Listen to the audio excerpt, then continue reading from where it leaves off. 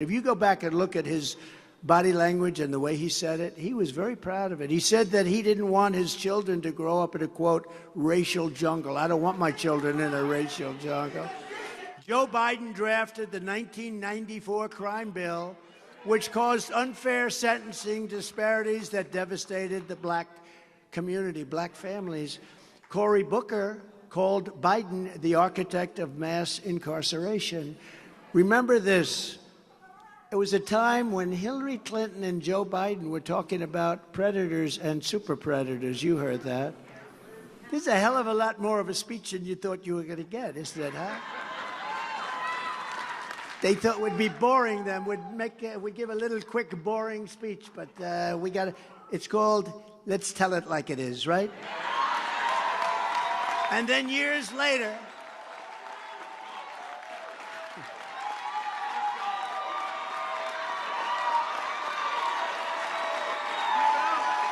Tell it like it is.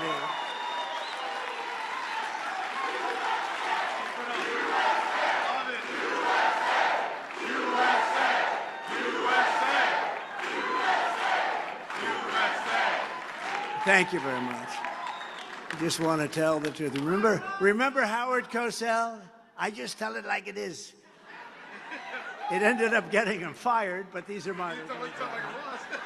And then years later, in an act of stolen valor, Crooked Joe had the nerve to falsely portray himself as a hero of the civil rights movement, which was so false. And then he said that if African Americans didn't vote for him, you ain't black. Now that one's been so recent, I didn't even want to, but he did say that. A lot of people were surprised. He did say that. But that one's so recent, I didn't even want to put it in. We had to go back to the real stuff. But he did say that. I was a little surprised to see it. I'm sure you were too. Unlike racist Joe Biden, I've spent my entire life working hand in hand with black Americans to create jobs, build buildings, invest in our communities, and expand opportunity and freedom for citizens of every race, religion, color, and creed. And we have. I built a lot of buildings, and I want to tell you, a black worker is a great worker. You've done an incredible job. They've done an incredible job. Really talented, great people. And that goes for others too. Hispanic is incredible. You know, the Hispanic numbers are, Ben, you know, they're through the roof. In Miami, we're leading in Florida with Hispanic. Along the Texas, they call it the corridor, but it's the line going between Mexico and Texas for a long way. We want every single community along the, they call it the special line. We want every single community, and mostly, I think it's 88% Hispanic. It was a fantastic thing, something that I'm so proud of. And it is really changing the Republican Party. The Republican Party's been a much bigger party. It's a much bigger, more inclusive party, and that's a fantastic thing. Yeah, no, it's a fantastic. I'm very proud of it. Here's my promise to you as your president. I will go to work for you every single day. I will not quit until the American dream is alive and thriving for you and for every citizen in our land. And we put America first. You don't mind that. We put America first. Everywhere Joe Biden puts our citizens last, I will put you first. You will be first, and America will be first, and we're going to do things that nobody ever thought possible. Our country right now is being destroyed by people coming in that nobody has any idea where they come from. Think of it. They're coming in from prisons and jails. They're coming in from mental institutions, an insane asylum. That's a mental institution on steroids, okay? They're coming in at a level that nobody's ever seen before. These guys have, it's the biggest thing. It's the biggest. So when I ran in 2016, it was such a big thing, the border. That was peanuts compared to what we're talking about now. And I tell the story. I did such a good job on the border. Remember? They're coming in, they're racist, they're this, they're that. And they said rapists, too. I called them everything. It's peanuts compared to what this turned out to be. And that was less, those words were very inflammatory at the time. About 3 months later, they realized that the words were correct, except they weren't strong enough. It was actually the opposite. But we took this and we did a job with it. And then they wouldn't talk about it anymore. They didn't want to talk about it. But we're talking about it now because this makes what happened in 2016, it just pales by comparison. There's never been anything like this. This is an invasion of the United States of America. And they're taking your jobs, and they're taking Hispanic jobs, and they're taking union jobs. How about the unions? The unions, they work long and hard to get their wages up, and they have wages now, and people are going to be working for 15% and 20% of what people are getting now. And we don't want that. We don't want that. In some ways, it's good for an employer, but it's really bad for our people, and it's very unfair for our people. And we don't want that.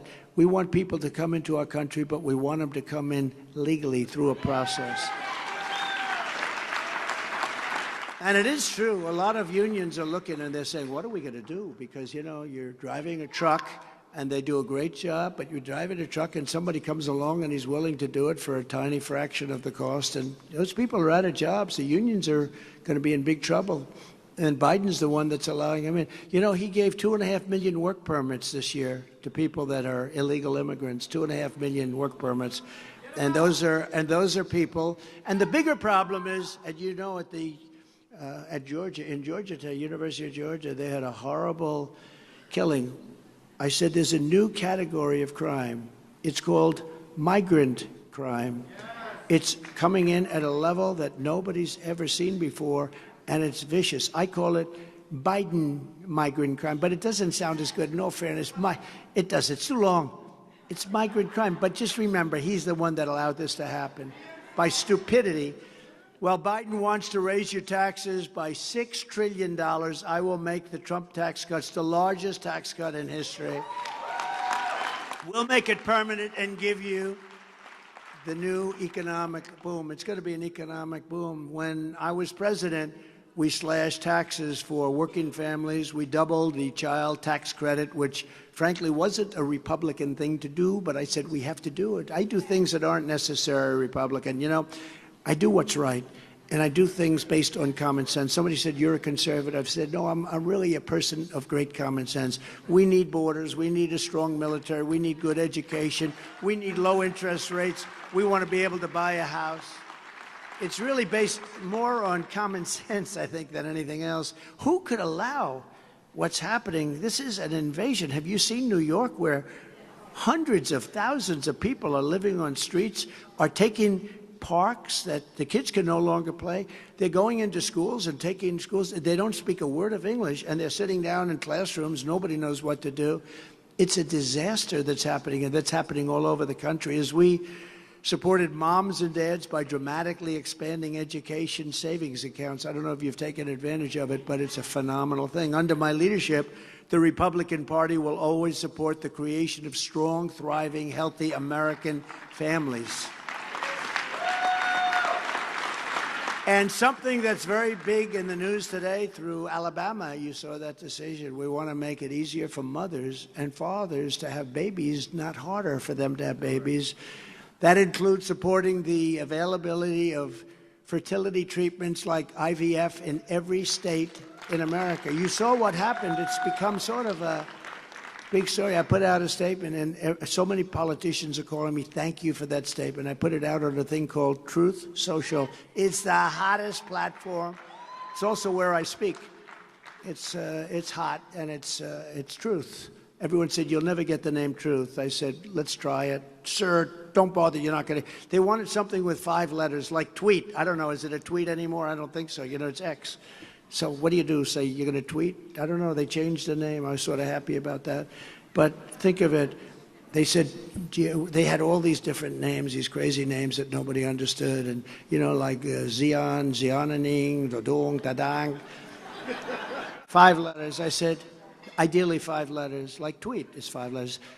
I said, what about the word truth? Sir, you can't get that.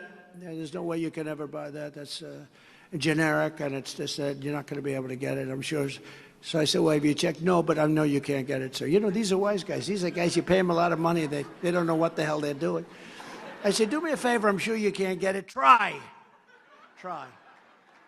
So guy walks back into my office. 45 minutes later, he said, sir, you were right. We just bought the name Truth for $2,100. I would have paid millions.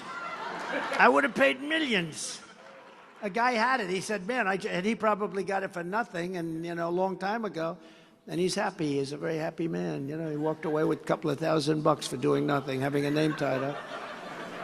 And we have the name, and Truth was born. That was a good experience. But it just does tell you, always give it a shot. Never give up. If I wouldn't have said that, would have some name that nobody knows, has any idea what it means. Like the overwhelming majority of Americans, including the vast majority of Republicans, conservatives, Christians, and pro-life Americans, I strongly support the availability of IVF for couples who are trying to have a precious, beautiful little baby. Some people need help, right? Do you agree? If Wesley didn't agree, I'd probably have to take that back. But he agrees because, again, that's common sense. We want to help people. We want to help women. They need help in some cases. Today, I'm calling on the Alabama legislature to act quickly to find an immediate solution to preserve the availability of IVF in Alabama. The Republican Party should always be on the side of the miracle of life and the side of mothers, fathers, and their beautiful babies. And IVF is an important part of that. And our great Republican Party will always be with you in your quest for the ultimate joy in life, and that's to have a baby. So if we can help, we're going to help. Right? You agree with that? A lot of politicians were very happy because they didn't know how to respond to the decision that came down. Now they all know how to respond. I got so many thank you notes from big politicians. They said, thank you, sir, because they didn't like what was happening, and now everybody's happy, and I believe that's exactly where it's going to be going. But they needed that little, well, maybe it's called leadership. I don't know what you'd call it. Maybe it's called just being intelligent. But that's what we want. We want to help the mothers. We want to help people that want to have a baby that maybe otherwise would not be able to. I will stop the Biden inflation disaster, and we will, if you don't mind, drill, baby, drill. Watch energy come way down. You know, the inflation was caused, I would say, would you say 100%, Byron, or 99% by energy, right? He says 90. Yeah, it was just caused by energy. These guys came out, they stopped the drilling, they stopped everything. Now they're going back to the drilling. Now they're going back to the Trump drilling because election's coming up. But the day after that, if they should win, because if they win, the country's destroyed. I don't think our country will survive if they win this election. I think it's the most important election. I used to say it about 2016, and I meant it. But 2016 was nothing compared to what we're going through right now. We're laughed at all over the world. People think they can't believe it. We've become a joke. We've become a joke. We're being laughed at. They don't respect our leader. How can you respect a guy? He can't put two sentences together. See the stage? We have 3, 4, 5 steps. We have all over the place. You have stairs. He can't find his way off a stage. Secret Service has to run up to the stage. He'll walk off the front. He has no idea where the hell he is. And he's negotiating with President Xi of China. So tough. There's nobody in Hollywood that could play his role. President Xi, you meet him, he goes, we must begin negotiation immediately. I said, let's talk. Can you chill out a little bit? You ever go to a ball game? No, it's the first time I met him. He and I were great until COVID, and then I sort of said that was just too much. But we had a great relationship, and first time I met him, hello, how are you? We must begin negotiation. And they said, hey. I like that too. Actually, I respect it. You want to know the truth. In other words, he wants no bullshit. There's something that's okay. We don't have to talk about the weather. It's a wonderful day. Isn't it beautiful? How'd the Yankees do last night? Oh, who cares? I will also pass the Trump Reciprocal Trade Act. That is, if China or any other country makes us pay a $100 or $200% tariff or tax, we will make them pay a reciprocal tariff or tax of 100 or 200% right back. And basically it's saying, and we don't have too many children in the room, and I'm sure most of them wouldn't be too offended by this, it's basically saying, you screw us and we're going to screw you back. That's all it's doing. We're saying if they charge us a tax, they charge us, if we build a car, if we send it to China, they have a massive tax, so therefore it never gets sent. You don't have American cars in China, and you don't have too many China cars here. You know why? Because I put a big tax, 27.5%, any car made in China, and therefore our automobile companies are doing better. But you have other companies, you have other countries that are really playing that game very big. One of them is Mexico. Deal was made, you know, they've taken 30% of our car business over the last 25 years. That's a lot, 32% to be exact. And they moved it to Mexico. And I was thinking seriously about putting a big tax that any car made across the border, on the wrong side of the border, on the Mexico side of the border, going to put a big tariff on the car, like 30, 40, 50%. The car no longer has any viability. I'll say, come on over and hire our people and build your plant in the United States, and you won't have any tax to pay, right? And we did a lot of that. We did it with different industries, and we did really well. This will bring back millions of great-paying manufacturing jobs and raise wages for workers of all backgrounds. The next pillar of our effort to earn the votes of African Americans will be an ironclad pledge to seal the border, stop the invasion, and send Joe Biden's illegal aliens back home. We have to do this. We have to do this. Have to do it. No country can sustain 18 million people, whatever it's. You can't sustain this. When you go to these cities and they're living in the middle of your best streets, they're living on people's lawns, they throw a tent or they just lie down. It's such a sad thing. I mean, on a human basis, it's tragic. They should have never let this happen. But there's no country can sustain this. And don't forget, generally speaking, they don't send their finest. I got to know most of the leaders, like in South America. They come from all over the world. But you think of South America, but they come from all over. But I got to know them. They're very cunning people. They're street smart people. Our guy's not street smart. Our guy doesn't have it. You know? What are you going to... Remember I said that of Chris Christie? You're not allowed to use the word fat. You know that. You're not allowed to call... You're not allowed to call somebody fat. It's politically incorrect, okay? So I was with, you know, this guy has Trump derangement syndrome like nobody. How's he doing lately, by the way? He's got Trump derangement syndrome at, I would say, a terminal level. And some guy shouts out in the audience, he's a fat pig, but nobody heard him. He was very quiet. Right? Nobody heard him. He was in the front row. He said, sir, he's a fat pig. And I said, okay, listen, you, stand up, please. The guy stands up, big, strong guy. I said, you cannot call Chris Christie a fat pig. You just don't do that. You can call him a pig, but not a fat pig. You're not allowed to use, so never, please, I'm going to have you removed from this room. You cannot call him a fat pig. I said that about 12 times to the guy during the night. You know? So anyway, no, but it's one of those things. Well, he just said something that was sort of cool back there, but we won't repeat it.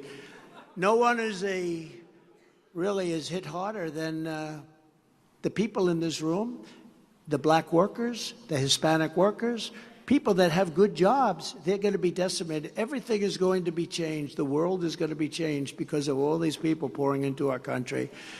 And you have to understand, though, the leaders of these countries, they are street smart. They're not sending their hard-working, good, you know, they're sending people.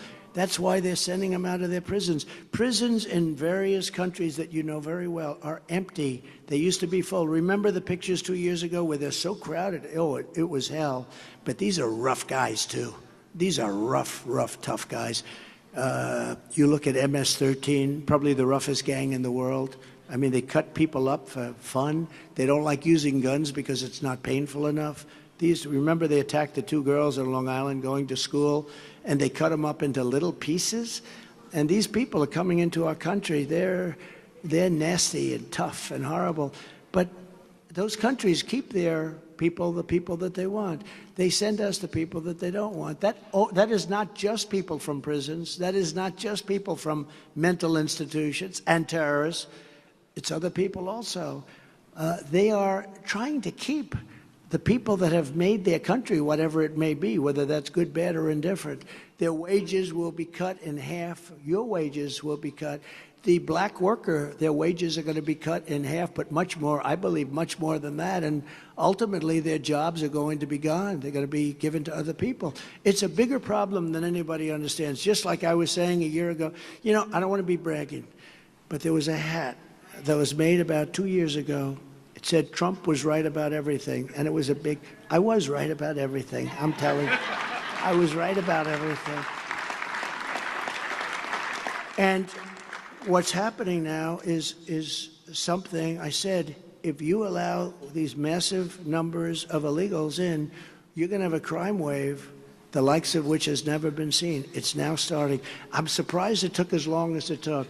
But you're having a crime wave now, a different crime wave. But you're having a crime wave the likes of what has never been seen before in this country.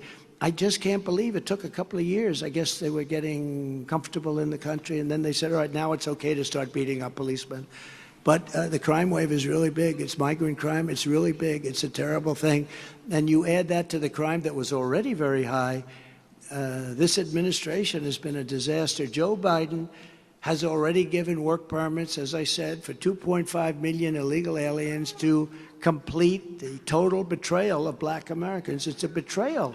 You're not going to be able to get jobs. We got all these people, and they work for practically free, and you know, it's just, you're going to lose your jobs, and meanwhile, migrants are being dumped in predominantly black communities. You know that. Look at what's happening in Chicago. I watched women, specifically some incredible women. They're like mothers, they're people, they love their neighborhood, they're, you know, they have pictures and names of their neighborhood. They're saying, we don't know what to do. These people are coming in, we don't know what to do. And the city is giving all of the money to them. They're not giving any money to anybody else.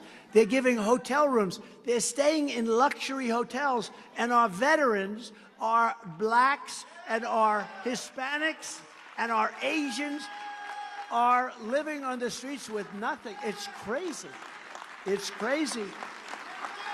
He's flooding our towns with foreign gangs and deadly drugs. Drugs are pouring into our country. But these women, I don't know, and for some reason it seems to be in Chicago, in particular, the way they have a group, it's just wonderful, beautiful black women that are saying, what are you doing to us? You're destroying our way of life. That's going to be that way all over the country. It's going to be that way all over the country. On day one, I will terminate every open borders policy of the Biden administration, and we will begin the largest domestic deportation operation in American history.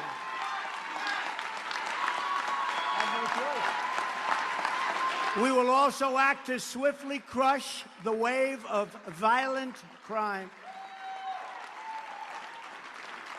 And you know, these people come from some pretty tough countries, and I said it before. They couldn't do what they do here. You know, you saw the middle finger going out to our police the other day. If that happened in their country, they'd be dead within 2 minutes. They'd be dead.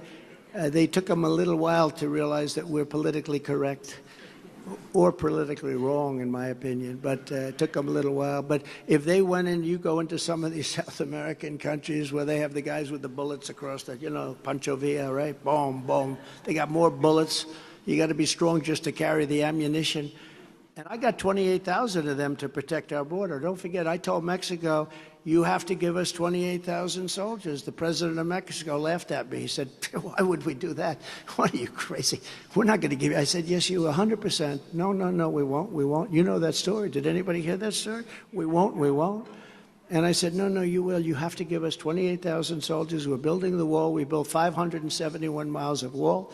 We're going to do another 200 miles of wall.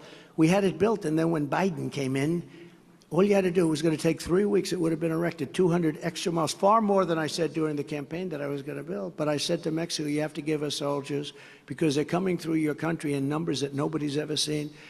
And the president said no. I said, listen, you're my friend. I like the guy. I said, you're my friend. Send somebody to negotiate with me. So they sent this gentleman over, a very handsome guy, tall, beautiful-looking guy. And I said, I want 28,000 soldiers guarding our border, and I'm not going to pay. And they said, we're not going to do that. We had a woman from the State Department who was a very nice woman. She worked on Mexico exclusively for 25 years. I said, give me the top 10 things that you want. I'll get all 10 of them. They said, she said, sir, you're wasting your time. We've been after this for 20 years. Like catch and release in Mexico, like remain in Mexico, like your title where you have sick people not allowed into our country because they will give disease to other people that would never have happened. You have a lot of very sick people, and we all have a heart. We want to take care of the people. We can't have them come into our country and infect our country. And all of these things, I had 10 things. I went to Tom Homan, who you know, he's a tough guy. I went to a couple of other, Brandon Judd, great people, and they're very strong. Our border was the strongest it ever was. I said to him, no, you're going to give it to me. No, he said, I'm not going to give you 28,000 soldiers. I'm not authorized to do that. I said, I promise you're going to give it. Now, you're going to give us 28,000 soldiers, and we're not going to pay for them. And they're going to go from east to west, or west to east. I'll take it either way.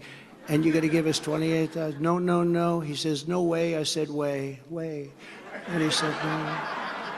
And then I said to him, here's the story. You're going to give us the 28,000 soldiers. We're not going to pay. And if you're not, we're going to put a 25% tariff on every car that you have made that you stole out of America. We're going to give you a 25% tariff. Every single car and every product that's made in Mexico that comes into the United States is going to have a 25% tariff placed on it. And if you're not going to give us the soldiers, it goes into effect on Monday morning at 7 o'clock in the morning. It was a Friday. And he said, sir, you ever see a guy choke like over a putt or over a pitch by a guy that throws a ball at 100 miles? It's like, oh. And you could see he was a little choky. He was getting a little bit choky. May I have 5 minutes? I said, to call the president of Mexico. Yes, sir, to call the... He comes back in about 3 minutes. He goes, we would be delighted to provide you with 28,000. And that's why we had the lowest numbers, the best numbers in the history of the border, the history of our country by far. We also did two other things.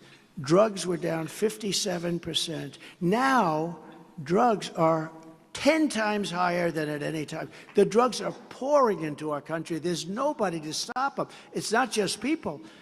In human trafficking, and it's almost always with women. It's women. And you think of it almost as an ancient crime. You know, when you hear human trafficking, you don't think about it as today in this world. Well, it's worse today than it was 1,000 years ago. And the reason is because of the computer, because of the internet. They search the internet for women, and they grab them. It's an unbelievable, horrible thing, and it's big business. It's getting to be as big as the drug business. And we're going to stop these people. We're not going to do it. We did a better job on that than anybody's ever done. We had it because it was very hard to get them in. They'd have women put in trunks of cars. It was vicious. And we had it large. We had a big portion of it stopped. I mean, these are violent people, very smart, but violent, streetwise people. And we had so much stopped, and we did such a good thing. And then when he took over, he let it all expire. The person from the White House, from the Secretary of State's office, from State Department, she couldn't believe it. She said, you got every one of the 10 things we've been trying for 25 years. You got every... I said, I told you. I got every single one. I got things, remain in Mexico. That was a big thing. When you come up, if you want to come through Mexico, that's okay, but you're going to remain in Mexico until you're approved to come in, of which a very small portion got approved, like about 4%. But you are going to remain in Mexico. You had to see Tijuana. You had to see something. They became like one of the biggest cities. It was a mess. I said, they can't come into our country. We did such a good job. If Joe Biden, somebody told him he looks great in a bathing suit. Now, he's 81 years old, and I don't know. I'm not sure that Cary Grant, do you know Cary Grant? He was this very handsome guy. I'm going to put it more in this. Sidney Poitier, I thought he was very handsome, right? When he was 81, I'm not sure he looked great in a bathing suit. I don't know if anybody looks too great in a bathing suit at 81. What do you think? Maybe these guys look good in a bathing suit. But if he was told by his genius political consultant, some genius that probably gets $1 million a day, sir, you look great in a bathing suit, go to the beach. Remember, he couldn't lift the chair. You know what the chair weighs? Like about 3 ounces. It's made of aluminum. It's meant for children, young children that are 4 years old to be able to lift them for their grandfather.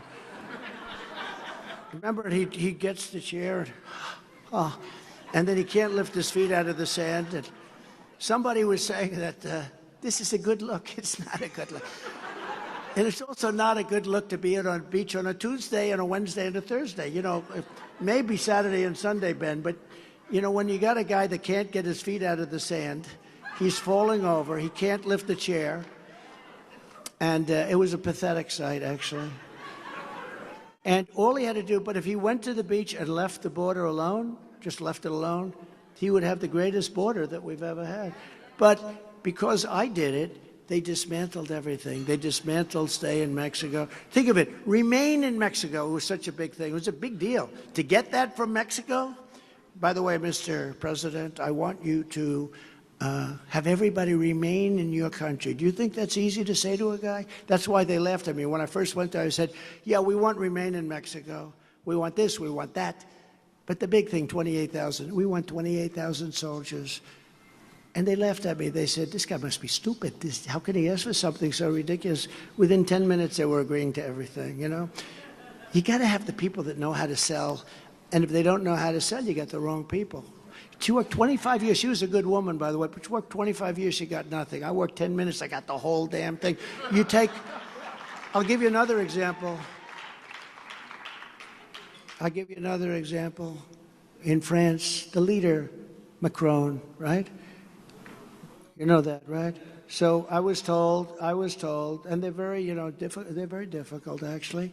And I was told very strongly that they're going to put a big tax on our companies doing business in France, Emmanuel, and they were going to put a massive 25% tax on American companies doing business in France. Why? You know, we don't want that. Why is that? We don't do it to them. So I called up my Treasury Department. I said, go and negotiate and tell them if they put the tax on, we're not going to be happy. They did. They came back a week later. They said, they won't do anything. Sir, it's been passed by the legislature. So I said, I don't care if it was passed by 10 legislatures. Tell them we're not going to take it. I said, you got 2 more days. Come back. They came back. They didn't bring the turkey. So I said, watch a grown-up do it. These are all geniuses. They're all smart guys. Spectacles, nice spectacles, you know, brilliant guys, all brilliant. They can't do crap. So what I did, I called up. I said, get me Emmanuel Macron, please. Emmanuel.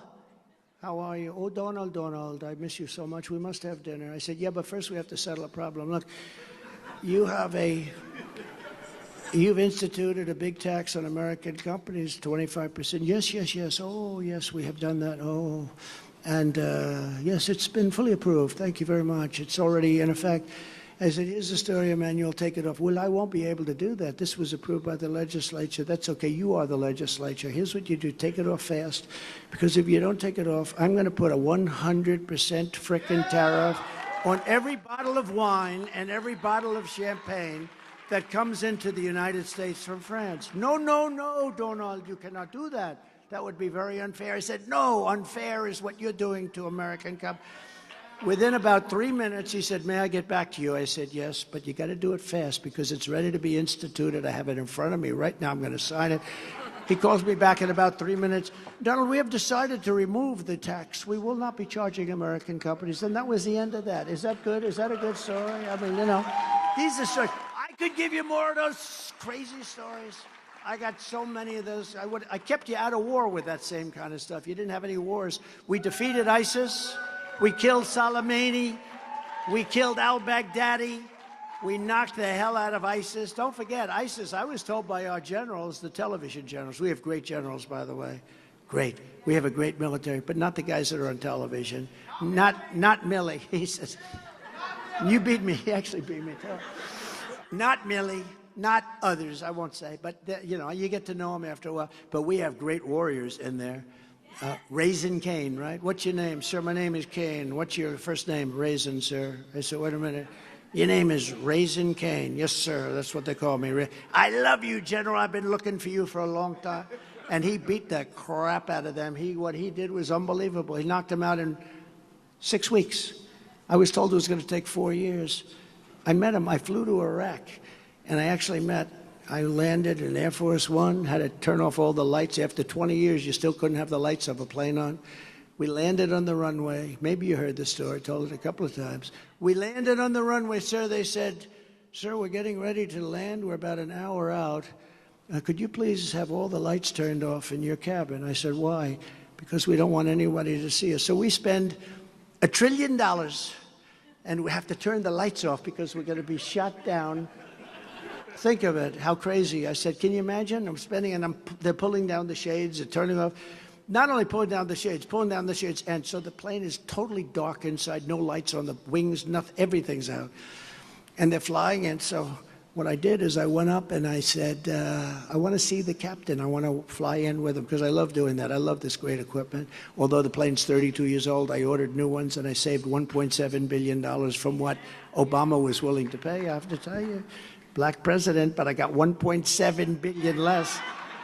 Would you rather have the black president or the white president who got $1.7 billion off the price?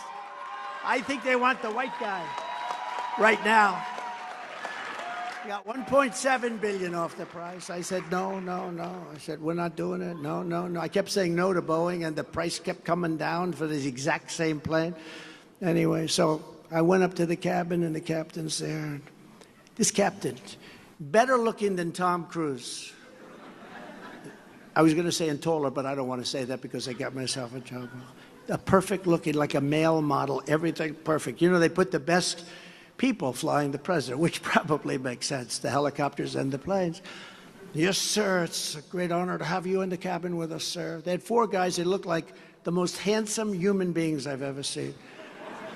He said, sir, we'll be landing in 20 minutes, sir. And I don't know if anybody has ever been in a cabin of a very sophisticated commercial plane, one of the great planes, and it's all computer operated, the sounds and everything. They have a voice. And when you get 100 feet or 1,000 feet, it says 1,000. And it's a computer voice, but you wish you could speak that way. So it goes 1,000. And I'm having a problem because I don't see any lights. And he's telling me we're about ready to land. And I'm looking out for, and I've been in a lot of planes. I love, the whole feel of sitting up front. It's like you're in a bird. And I'm watching. And I have these guys there, they're perfect, they're cool as cucumbers, the 2 captains. I've never seen so many people in a plane. There are 5 telephone operators. They say, how many calls can I make? But they have guys, if I want to call China, sir, I take care of China. I take care of, this is serious. This is like the real deal. So anyway, so I'm walking up. I say, Captain, are we okay? Talk about choking. I'm going, are we okay, Captain? Is everything all right? I don't see any lights up there, Captain. He goes, sir, we're fine, sir. And then you hear 1,000. That means we're 1,000 feet over there. That's not much. That's like a building. And this plane's very big. And there is absolutely nothing on the ground, and there's nothing in the plane. It's totally dark, other than a little tiny light up front so they can see a little bit. And I said, Captain, okay. You sure everything's okay? Would you like to go back? Let's go back to America. He said, forget, I wanted to go to Iraq to find out why the hell we couldn't beat ISIS. And I did this. We left at 3 o'clock in the morning from the White House. Everything was very top secret. Nobody knew I was going. It was a big surprise when I ended up there. In fact, they said they think Trump's on vacation. No, that's Biden that's on vacation all the time. I think I took more vacations than any human being in history, I think. He set the record in history, not just for a president. He's on vacation right now. Whenever there's a problem, he's in one of his many homes. Figure that one out. He made $179,000 was his top salary. He's got homes all over the place. So we're in there. It says 1,900, 800, 700, 600. That means 600 feet. That's very close to Earth. And underneath is desert. Not a light. 500. Captain, are we okay? Is everything? Is everything okay, Captain? Yes, sir. No problem, sir. We'll be landing in 30 seconds, sir. 400. 300, 200. Ay, ay, ay. Oh. So now we're like 200 feet off the ground, this massive airplane, the wheels are down. 100. There's not a light in the runway. You know the way runways are all lit up, right? We know it. They're all lit up like flash bulbs. There's not a light in the runway. And then boom, boom. We land so beautifully, like perfect. And I said to the captain, "Thank you, Captain." I'm walking out of there. Man. Then I said, "Great job, Captain." "Yes, sir. That was a great honor to have you, sir." "Great honor, sir." And I'm walking out like, get me the hell out of here. So this is all fact. So now I'm in Iraq, and I'm going down, and I see my people, and I say, "Let me ask you a question. Does the President of the United States have the right to give himself the Congressional Medal of Honor because I feel I was extremely brave in sitting in that cabin?" They said, "Sir, we don't think that's a good idea." I said, "Okay." See, now I'll show you how dishonest the press is. If that's press back there, here's the headline tomorrow. Donald Trump wanted to give himself the Congressional Medal of Honor. So, right? That's why you can never be sort of cute and jokey. And, you know, when I imitate Biden, because he can't find his way off a stage, as you all know, he makes a speech that lasts usually about a minute and a half because the octane starts to wear off quickly. You ever notice he starts off strong? Within about 2 minutes, he can't talk anymore. And then he walks off. You ever notice he always goes like this?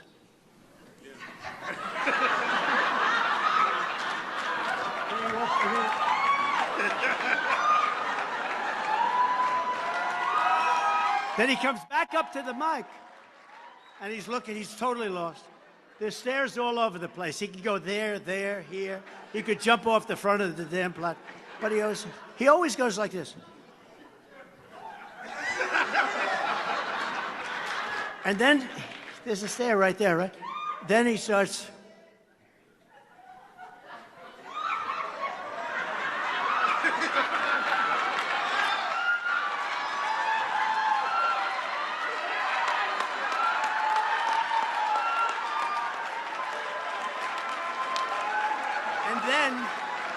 And then Secret Service, by the way, Secret Service, but they're incredible people. So one of these beautiful, handsome, smart, intelligent, you know, with far greater IQ than he had when he was 45. They're much smarter than he was. You know, it's always lousy when Secret Service is smarter than the president, okay? But the Secret Service always runs up, grabs him, and leads him off the stage. And we say, this is our president, right? But here's the problem with that. Like I'll sometimes say, Barack Hussein Obama is the president of our country. And they'll say, Donald Trump didn't know who the president was. What I'm saying is, Obama's calling the shots, perhaps. But when I say that, so it's very dangerous for me to do this. When I do the walk, my wife, I said, how did I do? Good, honey, but you couldn't find your way off the stage. What happens? I said, what the hell? They say that Donald Trump couldn't find his way off. They know it's not true. So I don't do too much imitation of that anymore. I don't do it. But do we have a good time? What the hell? Right? No, it's true.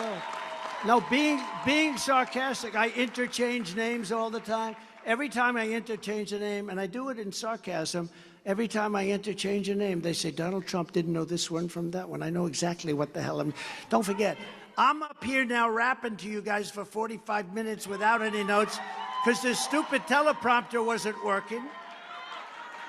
So I could say, like Biden, he'd go like this. If the teleprompter... You know, sometimes, no matter how good the equipment, they don't work, right? So if Biden lost the teleprompter... First of all, he's no good with the teleprompter anyway, even when it does work. How about when he takes questions from the press? He goes, he has notes. Because when I was in the White House, I remember I used to get these tremendous skirmishes. I'd scream, and I had that idiot from CNN.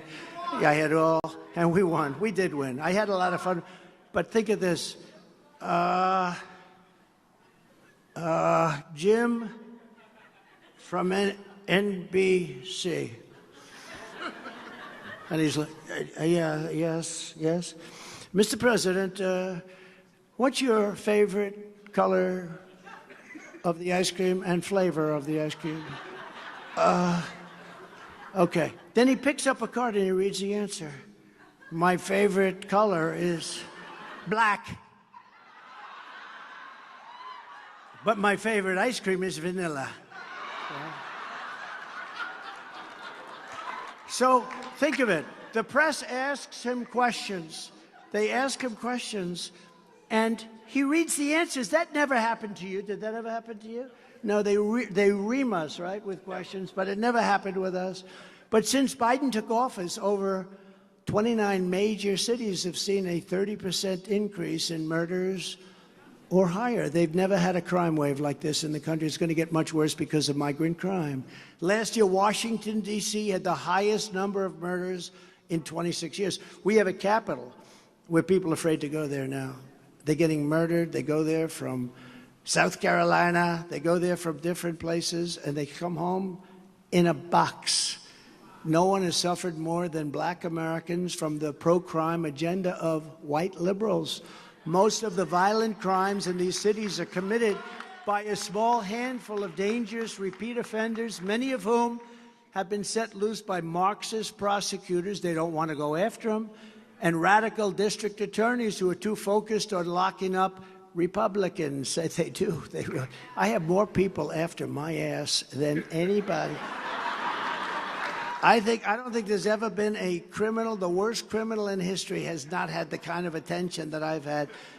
And that's weaponization. That's trying to inflict pain on your political opponent. We've never had that before in this country. You do have it a lot in third world nations, but we are becoming a third world nation.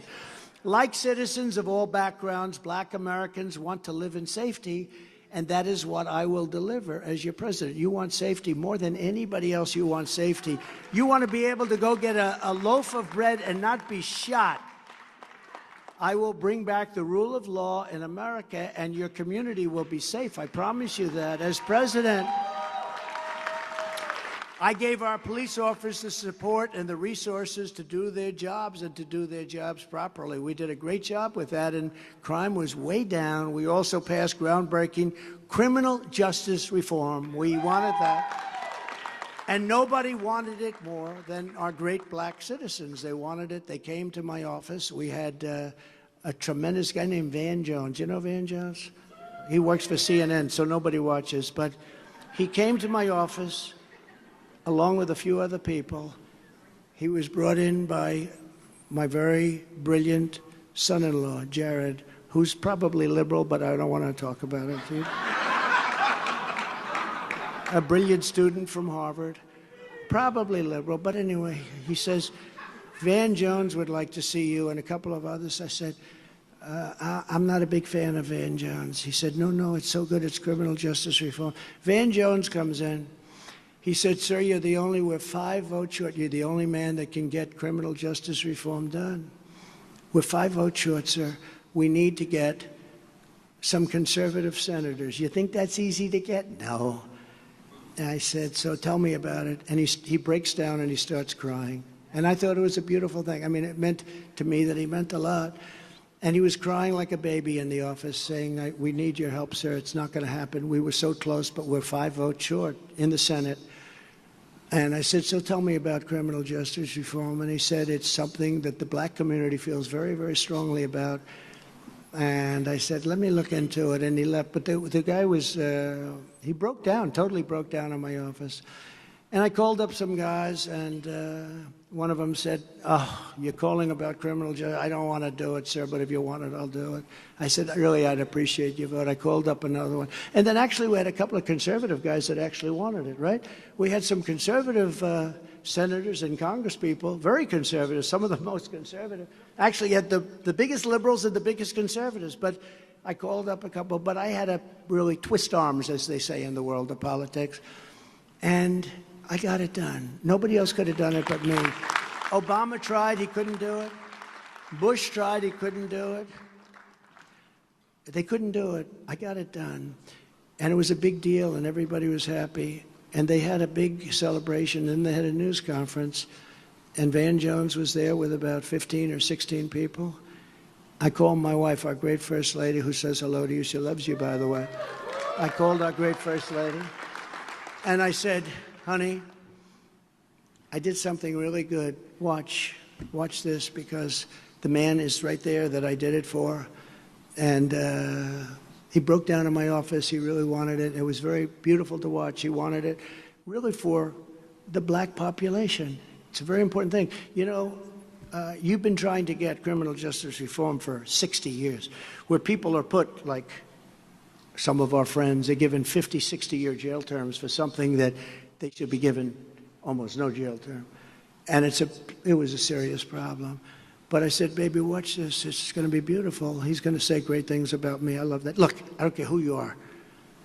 If you're watching television and somebody's on it, they say nice things about you, you tend to like them. Or you tend to at least want to watch. We can all be cool. I don't care. No, if you're... But I said, watch this, honey. It's really important. What we did is something really special. Nobody else could have done it but me. I'm the only one who could have done it. And so watch how nicely he'll recognize me. So he gets up, he goes, today we got criminal justice reform. I want to thank Reverend Al Sharpton. He had nothing to do with it. He said, I want to thank Jim Jones. I want to thank Jim Smith. I want to thank Irving Schwartz. I want to thank this. I want to thank that. I want to thank this. He's reading a list. He never mentioned my name. And I say, Van Jones, someday I'm going to get you, Van Jones. It's true. You know that? He never mentioned my name. My wife said, congratulations, darling. Great job you did. Ben, he never mentioned my name. And I thought that was terrible. And you can't do that stuff, you know. You can't play those games. Black conservatives understand better than most that some of the greatest evils in our nation's history have come from corrupt systems that try to target and subjugate others, to deny them their freedom and to deny them their rights. You understand that. I think that's why the black people are so much on my side now, because they see what's happening to me happens to them. Does that make sense? I've heard that. When I did the mugshot in Atlanta, you know that mugshot is #1. Elvis Presley's #2, and Frank Sinatra's. They had Frank Sinatra for fighting, and they had Elvis for, I don't know, something in a gas station. He tried to hold up a gas station. I don't know, something. Elvis. So Elvis is #2, but he was always #1. The mugshot, we've all seen the mugshot. And you know who embraced it more than anybody else? The black population. It's incredible. You see black people walking around with my mugshot. You know, they do shirts, and they sell them for $19 a piece. It's pretty amazing. Millions, by the way, millions of these things have been sold. So I don't know if I'm proud of it or not proud of it, but anytime you can beat Elvis, that's okay, right? Over the past few years, millions of Republicans have woken up to the dangers of weaponized power in our government and our justice system, and no one knows about that better than me. When I return to the White House, I will have no higher priority than to restore fair, equal, and unbiased and impartial justice under the constitutional rule of law. That's for everybody in this room, everybody in this country. We share the dream of Reverend Martin Luther King Jr. He was great. What a speech. Where is she? Where's my beautiful... It is, I want to be able to see you. I wish they'd turn off those lights. But you are so amazing, and we've been friends so long. But we share those dreams of a nation where we are all treated equally, because we're all created equal, with equal rights and equal dignity in the eyes of God, and we love God. Every time the radical left Democrats, Marxists, communists, and fascists indict me, I consider it a great, great badge of honor, because I'm being indicted for you, the American people. I'm being indicted for you, the black population. I am being indicted for a lot of different groups by sick people. These are sick, sick people. Never forget, our enemies want to take away my freedom, because I will never let them take away your freedom. It's very simple. They want to silence me, because I will never let them silence you. And in the end, they're not after me, they're after you, and I'm just standing in their way. I just happen to be standing in their way from the very first day that we take back the White House. And it's going to be we are going to take back, it's not me. This is the greatest. Make America great again. When Biden gets up and says, we're going to stop, make America great, I say, the guy doesn't even know what the hell it meant. If I said, Joe, what does MAGA mean? I don't know. Please tell me, I'd love to know. Make America great again. But right from the beginning, we take away our beautiful, cherished White House from crooked Joe Biden. I believe we're going to have the 4 greatest years in the history of our country and the 4 greatest years for the black population. It will inure to your benefit, just as it did in my first 4 years. Before I even arrive at the Oval Office, shortly after we win the presidency, I will have the horrible war between Russia and Ukraine settled and restore peace through strength. Just like when I did the wine and just like I did with the soldiers, we will have peace. We will have peace. We're not going to let that go on. People are being brutally killed by the hundreds of thousands. The numbers are far greater than they report. We're going to rebuild our cities into beacons of hope and safety and beauty better than they have ever been before. We'll work with Democrat mayors and Democrat governors if we have to, but we're all controlled by the Democrats.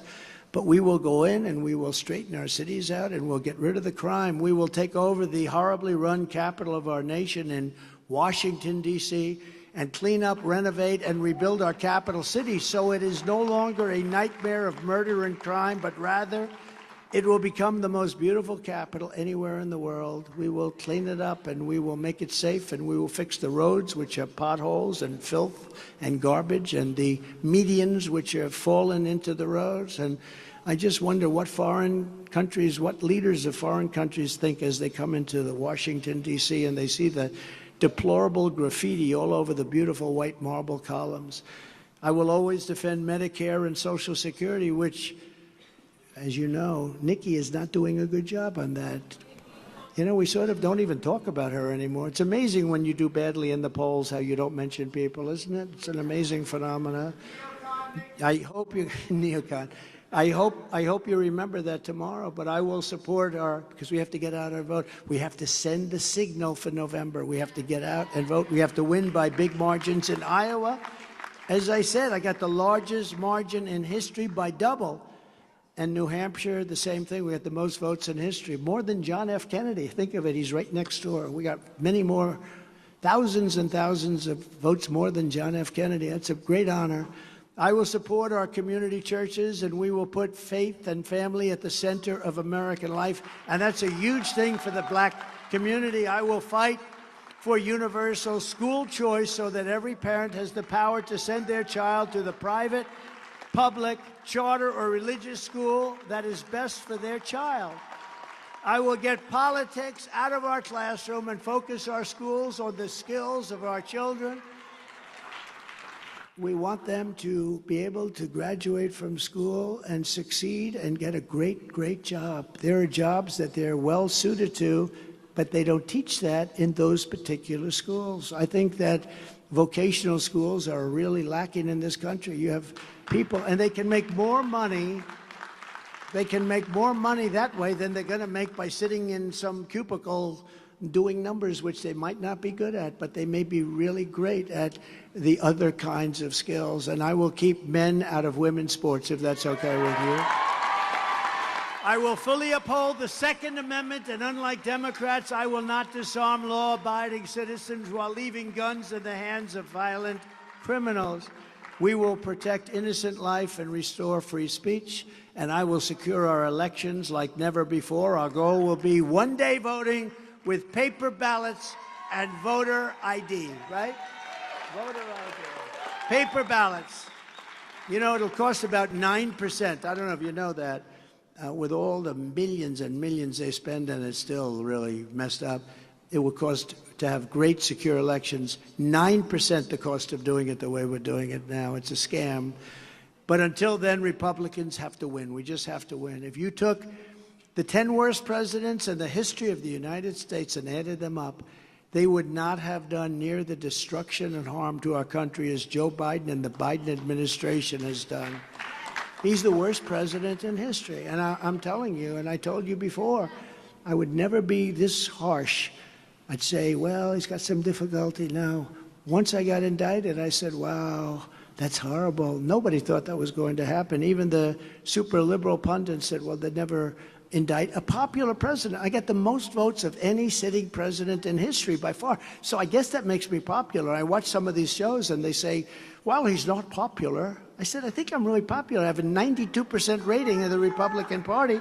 If I endorse somebody, it almost guarantees they're going to win. And I got to listen to these fake news people say, they usually tie me in with Biden. They usually say, these are two unpopular people. I don't think I'm unpopular, really.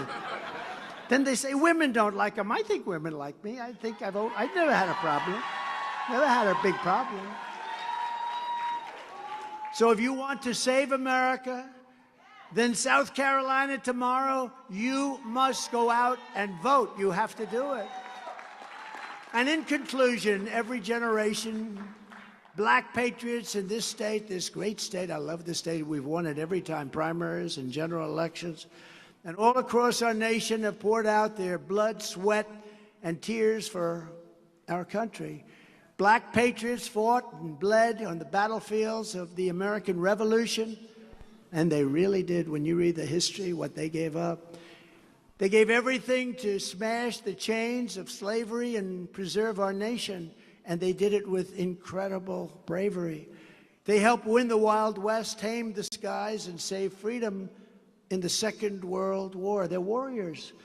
From the very beginning, black Americans have been a vital part of the American story, helping to make this the greatest nation in the history of the world. So true. Thank you. We thank you. We thank you for it. But now we are a nation in decline. We are a failing nation. We are a nation that has lost its confidence, its willpower, and its strength. We are a nation that has lost its way. But we are not going to allow this horror to continue. 3 years ago, we were a great nation, and we will soon be a great nation again. We have to be. We have to be. It was hardworking patriots like you who built this country, and it is hardworking patriots like you who are going to save our country. We will fight for America like no one has ever fought before. 2024 is our final battle, with you at my side, black Americans. Again, nobody has ever seen poll numbers like this. If we could guarantee this for 9 months, we could, you see this? All my friends right here, you're going to be in that position that you're looking for in California too. I predict, you're doing great. But all of these incredible people, all of these people, they're so great. If we could come in just at the numbers we have now, there's no way we can be defeated. We have to come in, we have to win, because we're going to lose our nation. We will demolish the deep state. We'll expel the warmongers, these stupid, crazy warmongers from our government. They want to go out and kill everybody, and they don't understand. They want to kill everybody for no reason whatsoever. Countries that don't want us, countries that have people, they're dying all over the place. We're dropping bombs all over the Middle East again. Here we go with stupid people dropping bombs. We'll drive out the globalists. We'll cast out the communists, Marxists, and fascists. We'll throw off the sick political class that hates our country. They absolutely hate our country. And we will evict crooked Joe Biden from the White House on November 5th, 2024.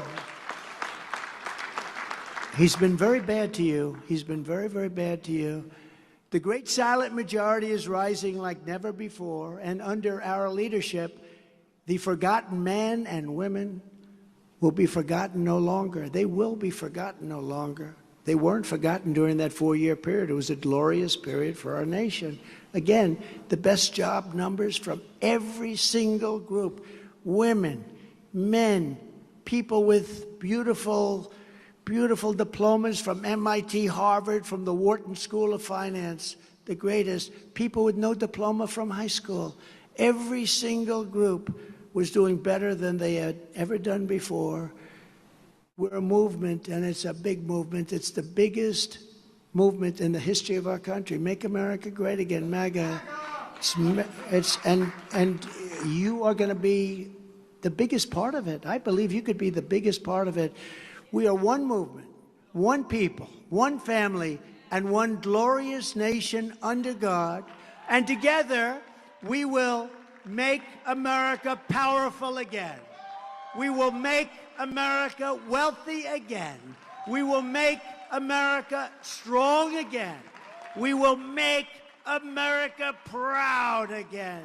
We will make America safe again. And we will make America great again. Thank you very much, everybody. We love you all. God bless you all. God bless you. Thank you.